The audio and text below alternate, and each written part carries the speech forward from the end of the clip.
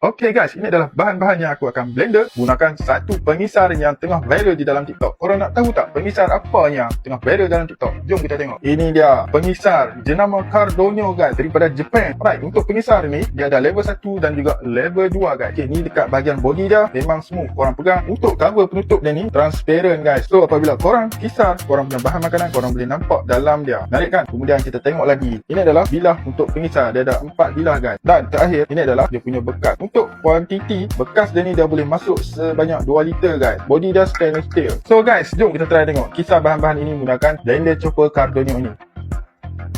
Okay guys, so dah masuk bahan-bahan dia tadi. Kemudian jom kita try tengok kisar. Jom kita tengok hasil dia. Wow guys, memang menjadi menggunakan mesin pengisar Cardonio ni guys. Korang tengok, dapat hancurkan semua bahan-bahan yang korang tengok tadi. Okay guys, kalau korang berminat dengan mesin pengisar jenama Cardonio ni, korang boleh check out di beg kuning.